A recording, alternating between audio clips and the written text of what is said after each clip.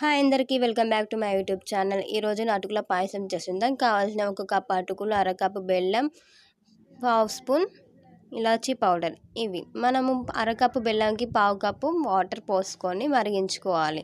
Melt అయ్యాక ఒక 2 minutes మరిగించిన తర్వాత పక్కకు పెట్టుకోండి. ఇప్పుడు పాలు మరిగించుకొని పక్కకు పెట్టుకోండి. ఇప్పుడు మనము ఒక ప్యాన్లో గీ వేసుకొని అయినా పర్వాలేదు, డ్రై రోస్ట్ అయినా చేసుకోండి. అటుకులు ఫ్రై చేసుకొని క్రిస్పీగా అయ్యేదాకా ఫ్రై చేసుకుని ఒక 3 మినిట్స్ పడుతుంది. 3 మినిట్స్ ఫ్రై చేసుకున్న తర్వాత దాంట్లోనే మరిగించి పెట్టుకున్న పాలు వేసుకొని ఒక 2 మినిట్స్ ఉడికించిన తర్వాత ఇలాచీ పౌడర్ వేసుకోవాలి. ఇలాచీ పౌడర్ వేసుకొని ఒక 1 మినిట్ ఆగి తర్వాత బెల్లం పాకం వేసుకొని ఒక 2 మినిట్స్ ఉడికించిన తర్వాత పక్కకు పెట్టుకుంటే రెడీ.